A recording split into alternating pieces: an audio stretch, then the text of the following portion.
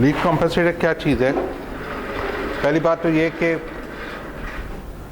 Controller और compensator एक ही चीज़ है, ठीक है। अगर आपको एग्जाम में कॉम्पेंसेटर कहा जाता है तो it's the same as controller, ठीक है। Compensator basically it's an old name for controller.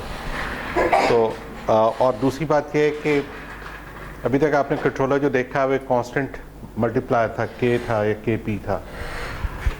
अब आप प्रॉपर डिज़ाइन कर रहे हैं तो controllers are usually transfer functions, ठीक है।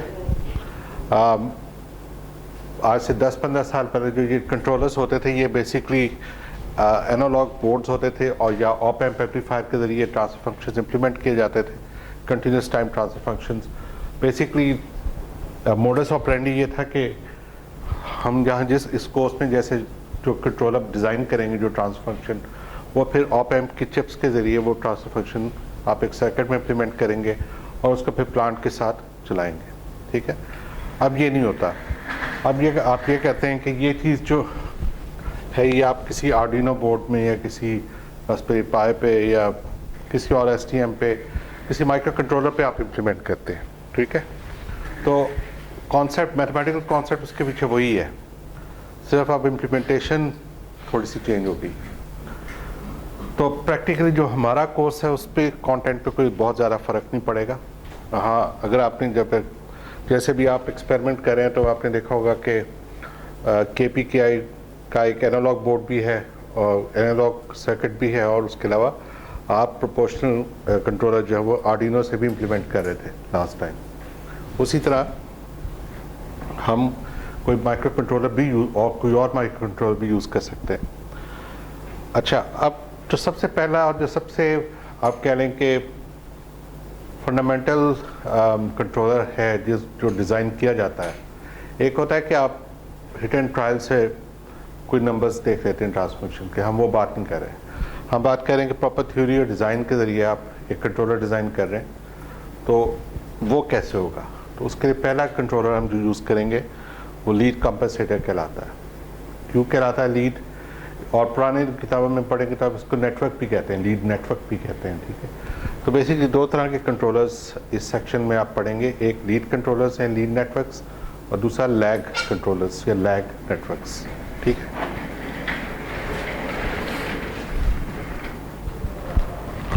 अच्छा, ये क्या चीज़ होते हैं? क्योंकि हमारा मकसद ही ये है इस कोर्स में कि हमने ये चीज़ फाइनली सीखनी और इम्प्लीमेंट करनी है, तो आई वुड से कि हम इसकी काफ़ी डेप्थ में जाएंगे। तो रेस्ट जहाँ पे आपको जो चीज़ ना समझ आ रही हो वो पूछ सकते हैं। अच्छा, पहली बात तो ये कि हम कंट्रोलर क्यों डिज़ाइन करना चाह रहे हैं। पहली बात जो उसका जवाब एक तो बड़ा सिंपल सा है कि आपने ये देखा होगा कि जब हम प्रोपोर्शनल कंट्रोलर लगाते हैं तो हम प्रैक्टिकली पोल्स को मूव करते हैं। अगर फॉर एग्जांपल GFS के पोल्स अनस्टेबल थे तो हम के इस तरह का लेंगे कि उससे जो पोल्स आए क्लोज लूप सिस्टम के वो स्टेबल हो, ठीक है, यानी कि पोल्स को हम मूव करते हैं। दूसरी बड़ी जो रिक्वायरमेंट होती है वो होती है कि आप सिस्टम की परफॉर्मेंस बेहतर करना चाह रहे हैं। एक स्टेबलाइजेशन है और एक परफॉर्मेंस है। अच्छा, आप परफॉर्मेंस कैसे इम्प्रूव की जाएगी? तो प्रैक्टिकली अभी हम परफॉर्मेंस इम्प्रूवमेंट की बात करेंगे, ठीक है। Stabilization is, I am not saying is no big deal, it is important, but stabilization के लिए आपको बहुत ज़्यादा एफर्ट करने की ज़रूरत नहीं पड़ती। आपको अंदाज़ा तो होता है कि जी अगर मैं पोल्स को किसी तरह नेगेटिव रियल पार्ट उनका ले आऊँगा तो I would have a stable system. लेकिन अच्छी परफॉर्मेंस कैसे लेके आनी है? तो पहला जो सेट ऑफ परफॉर्मेंस इम्प्रूवमेंट है ना, वो हम दो चीज़ों पे फोकस करेंगे। एक है कि हम कहेंगे कि जी steady state error should be less than some number, ठीक है। मतलब हम कोशिश करेंगे कि हम इस तरह का कंट्रोलर बनाएं कि हमारी स्टेडी स्टेट एरर डिक्रीज हो जाए।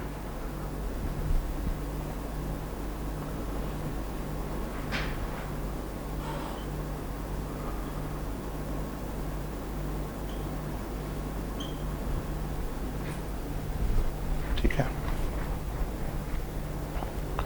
और सेकंड काम हम जो करना चाह रहे हैं वो है कि हम फेज मार्जिन इंक्रीज करना चाहेंगे, ठीक है।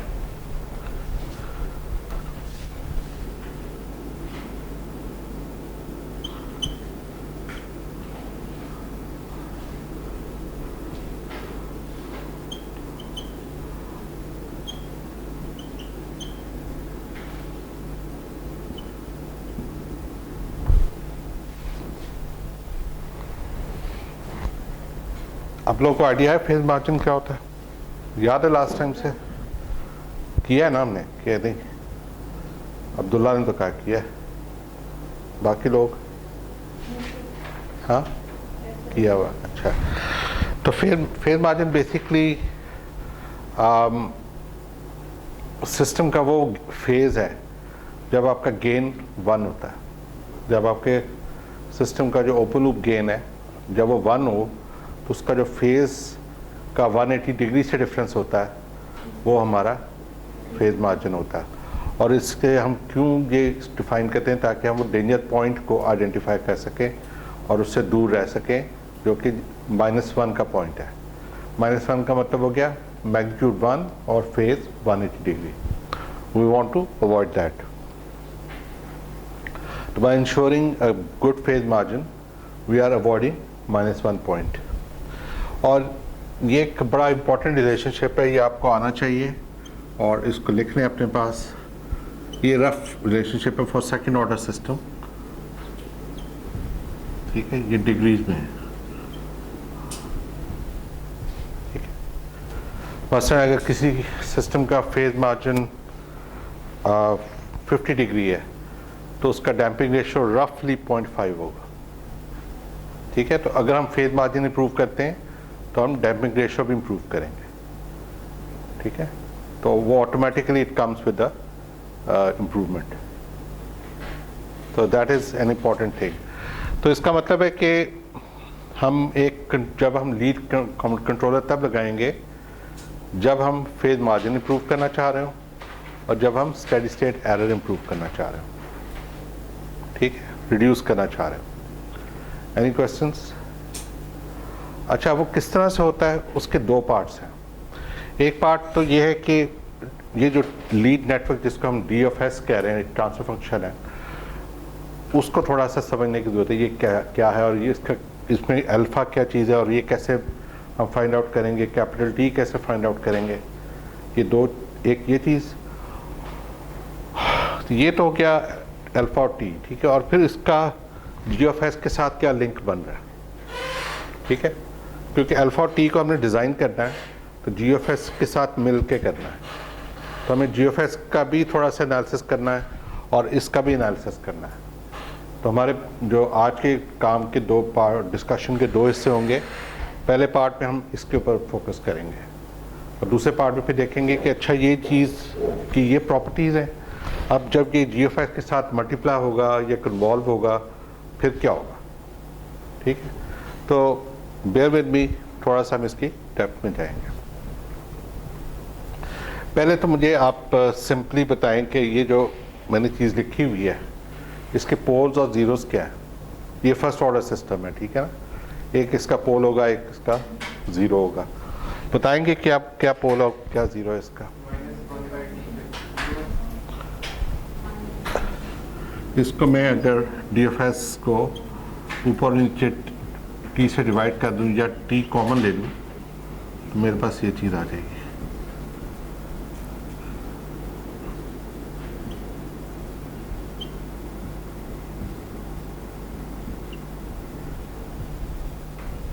ठीक है?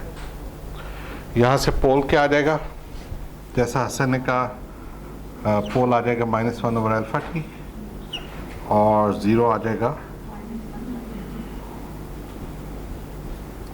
अच्छा, अब एक आपके पास पोल का मैग्नीट्यूड है, एक Z का है, ठीक है? दोनों में से बड़ा कौन सा होगा? कीप दैट इन माइंड कि ये हिंट है आपके पास। सॉरी, यहाँ से आप देख सकते हैं कि 0 को जब मैं अल्फा से डिवाइड करूंगा तो मुझे पोल मिलेगा, ऐसे ही है ना?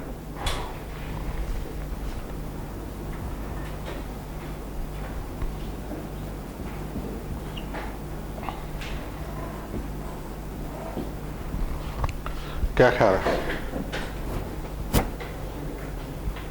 सही है? और अल्फा जो है वो 1 से बड़ा है, छोटा है? तो डिनोमिनेटर आपका 1 से छोटा है, तो इसका क्या मतलब हुआ? पोल बड़ा है आपका, पोल का मैग्नीट्यूड बड़ा, ठीक है? तो अगर मैं पूरे प्लॉट पे देखूंगा तो जीरो पहले आएगा या पोल? जो छोटा है वो पहले आता है ना, तो जीरो छोटा है या पोल छोटा है? तो वो पहले आएगा और पोल बाद में आएगा। तो अगर मैं बोधे प्लॉट बनाता हूँ इसका मैग्नीट्यूड का,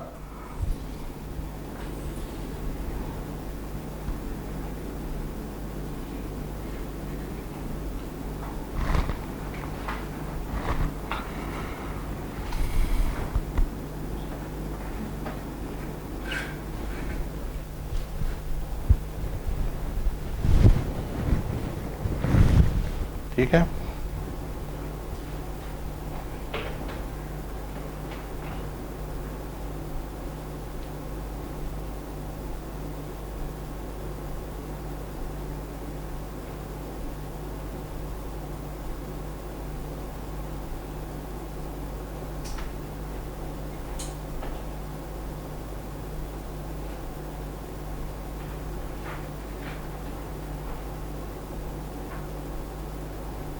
हाँ जी, लिख लिया आप लोगों ने? लिख लें।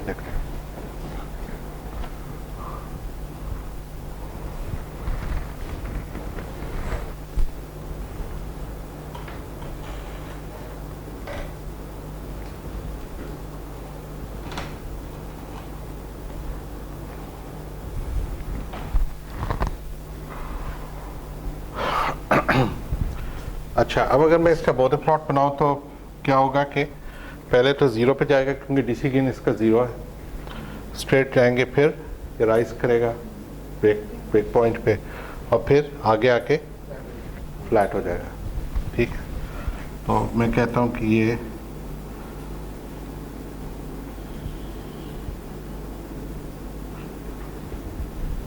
तो ये जो स्लोप है ये 20 dB पर डिकेड की स्लोप है।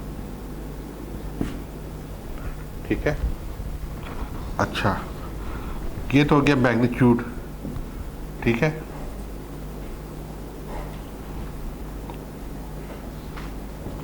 अच्छा, नेक्स्ट वीक आपका क्विज भी है। ठीक है, ट्रांसफर फंक्शंस में से और बोरे प्लॉट का क्विज है आपका नेक्स्ट वीक का, याद रखिएगा। अच्छा, अब जी का कैसे आएगा? सॉरी, एंगल फेजेस का। अब ये आपको पता है कि फेज जो होता है वो अगर ज़ीरो का है तो वो पॉजिटिव होता है, अगर पोल का है तो नेगेटिव होता है, और जो ब्रेक पॉइंट होता है जैसे पोल या ज़ीरो तो उसके 1/10 पहले शुरू हो जाता है। ठीक है, और पोल पे या ज़ीरो पे एग्जैक्टली 45 या -45 होता है और फिर वो 90 तक जाता है। तो हम ये कह सकते हैं कि अगर ये जी था और ये पी था तो ये यहाँ से कहीं से शुरू हुआ और उसके बाद इस पोल का असर आना शुरू हो गया, तो ये ऐसी चीज़ आ जाएगी।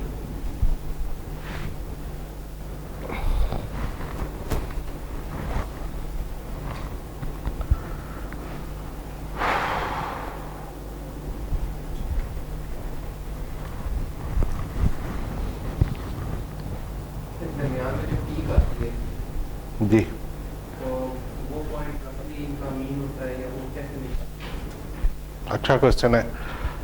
यूजुअली वो इनका ज्योमेट्रिक मीन होता है। ज्योमेट्रिक मीन फ्रीक्वेंसी होती है, फ्रीक्वेंसी ज्योमेट्रिक मीन होता है। ठीक है, ये भी हम प्रूव करेंगे आगे। अच्छा, इस फेज को हम कहते हैं फाई मैक्स। ये पीक जो आया है इसको हम कहते हैं फाई मैक्स, और ये जो फ्रीक्वेंसी है इसको हम कहते हैं ओमेगा मैक्स। ठीक है,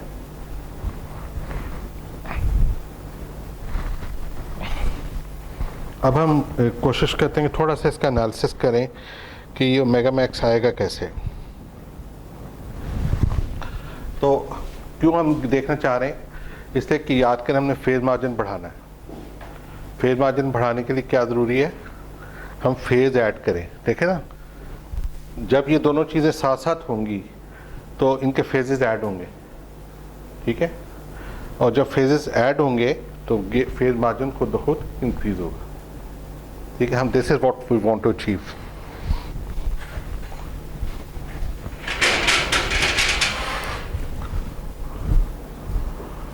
ओके, तो पहले तो मैं इस क्या करता हूँ कि मैं इसका फेज फाइंड करता हूँ, क्या है इसका फेज का एक्सप्रेशन फाइंड करता हूँ कि क्या आएगा।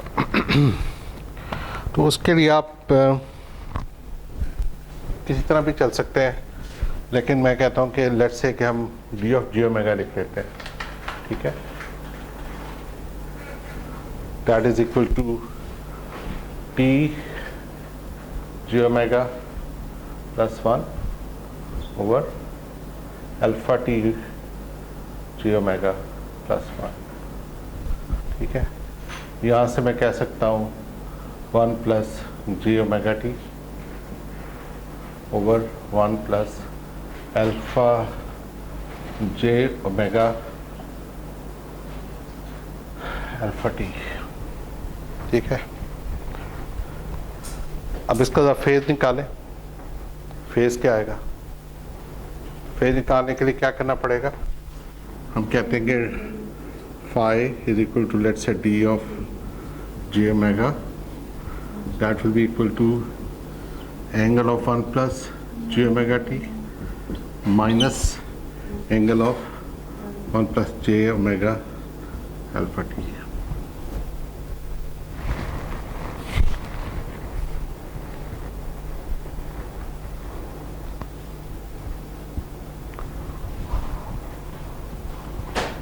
ठीक है। अब हमें ये हर एक का पता है कि ये बेसिकली फेज जो होता है वो tan इनवर्स होता है imaginary part divided by real part. तो tan inverse of omega T over 1 minus tan inverse of alpha omega T over 1।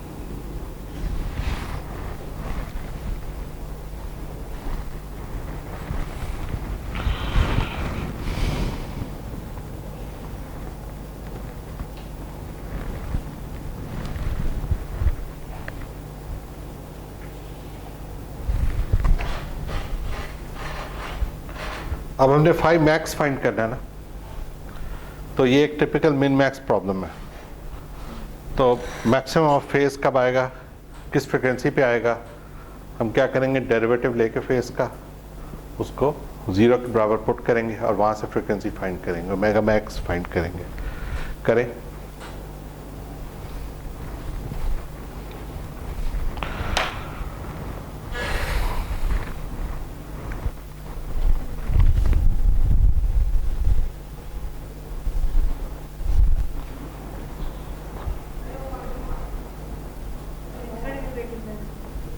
Sorry ji, phi का डेरिवेटिव लेंगे विद रिस्पेक्ट टू ओमेगा।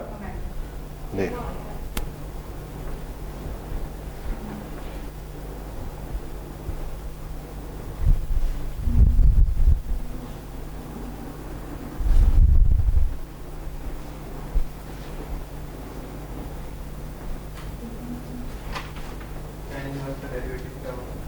कोई पता नहीं। बुक में भी ये स्टेप मिस्ड है और मैंने भी कभी ध्यान नहीं दिया इस पे। गूगल करें, Google 1 over 1 plus x square, हाँ जो भी एक्स, जो भी आर्गुमेंट है। तो आर्गुमेंट आपका मेगा टी है, तो 1 over 1 plus mega square T square हो जाएगा।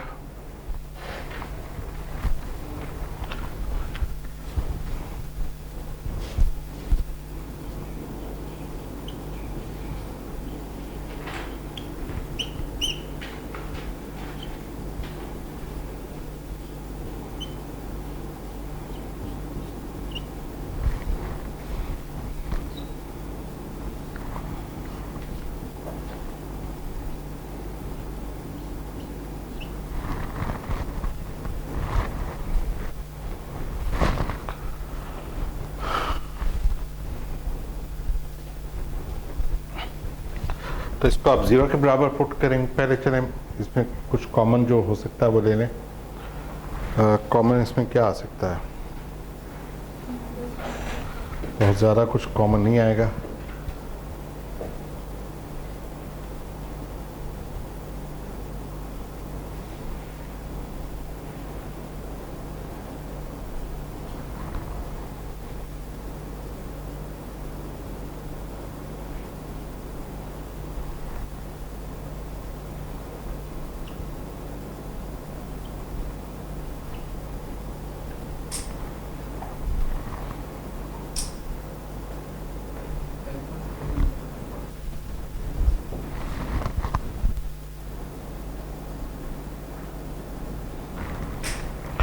इसमें अब omega square T square common ले लें।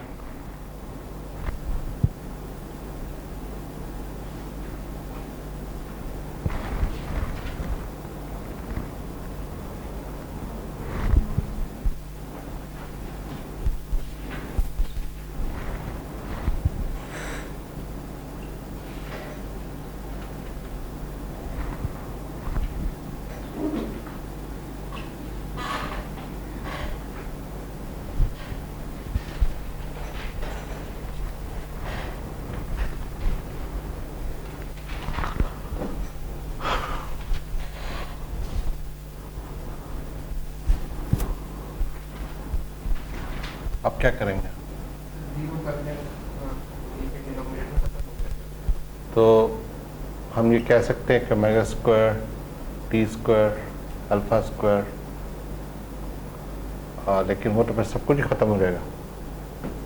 अगर डिनोमिनेटर ज़ीरो कर देंगे तो इस तरफ वाली चीज़ ख़त्म नहीं हो जाएगी। फिर उससे माइनस वन जीरो आ जाएगा, अल्फा की वैल्यू आ जाएगी, अल्फा अल्फ़ा की वैल्यू हमें नहीं हो, आपको तो ओमेगा की वैल्यू चाहिए ना, मेगा तो दिया है। ओमेगा चाहिए, आप ओमेगा मैक्स निकालना है ना आपने।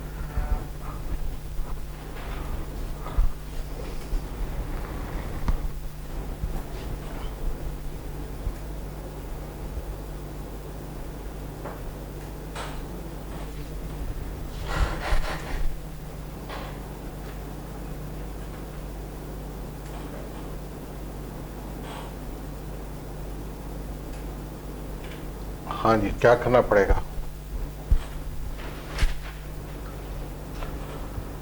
डिनोमिनेटर अगर मल्टा हो जाता है फिर तो सब कुछ वैसे ही ख़त्म हो जाएगा।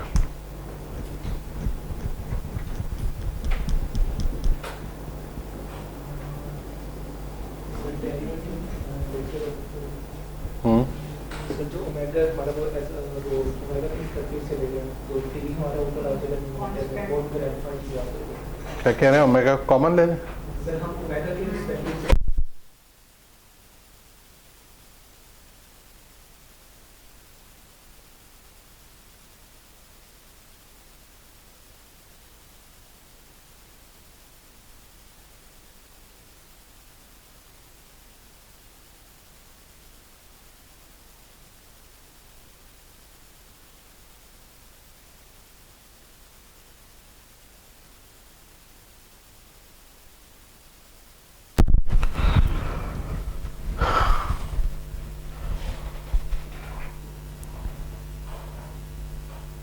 एक मिनट,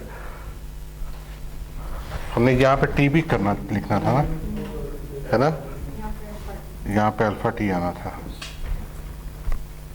ठीक है? तो दैट वुड मीन के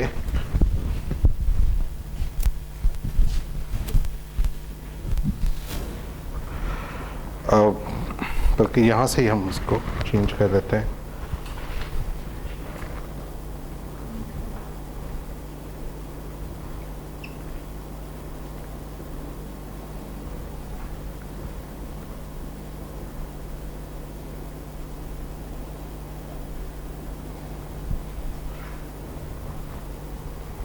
हाँ जी, इसको अब क्या करेंगे?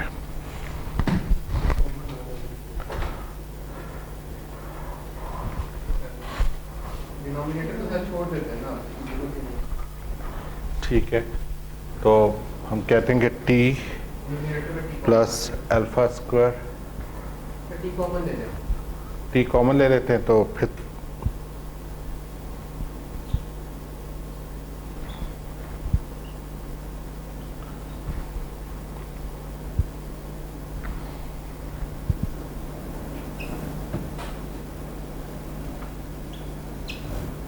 ज़ाहिर है ये तो ज़ीरो नहीं हो सकता, हमें अब इस चीज़ को देखना है। और इसमें हमारे पास जो ओमेगा स्क्वायर की टर्म है वो इकट्ठी कर लेते हैं, ये तो कैंसिल नहीं हो रही। नहीं सर, एक अल्फा कम है उसमें, ये अल्फा मल्टीप्लाई होगा फिर सिंगल अल्फा, ये बना ये वाला इसमें तो कॉमन लेंगे तो वो आ जाएगा फैक्टर कम।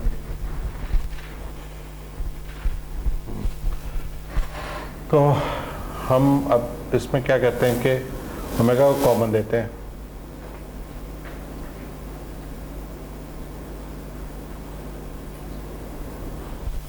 तो ये आ जाएगा अल्फा -1, ठीक है, plus 1 minus alpha is equal to 0, ठीक है। तो हम ये कह सकते हैं कि omega square T alpha square alpha -1 is equal to alpha -1, दोनों साइड्स को डिवाइड कर दें तो T alpha square is equal to 1, और यहाँ से मेरे पास ओमेगा मैक्स आ गया square is equal to 1 over T alpha square, और ओमेगा मैक्स आ जाएगा 1 over alpha T under root, ठीक है।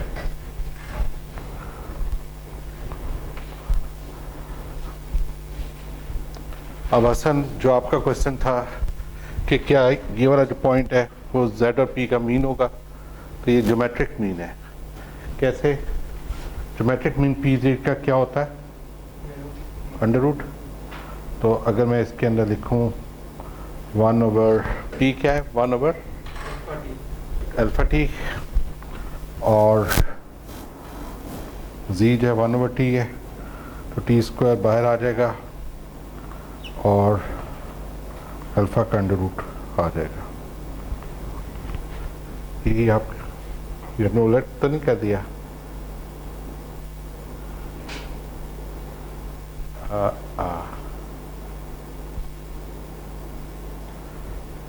ओमेगा मैक्स स्क्वायर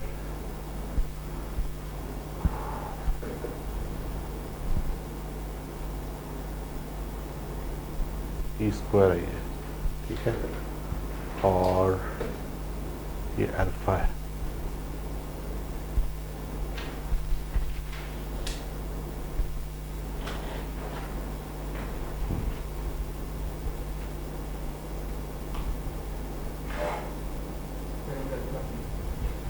ठीक है,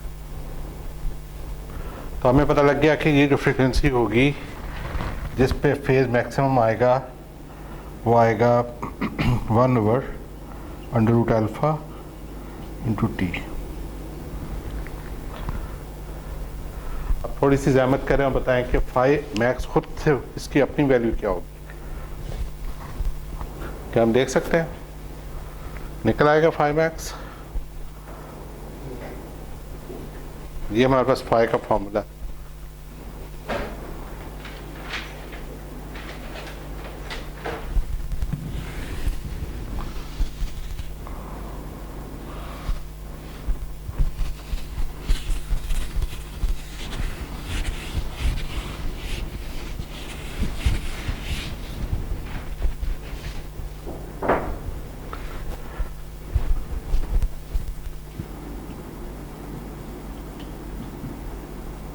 ओमेगा टी है ना, तो ओमेगा क्या है? ओमेगा मैक्स आपका 1 over alpha under root into T minus tan inverse 1 over alpha T under root into alpha.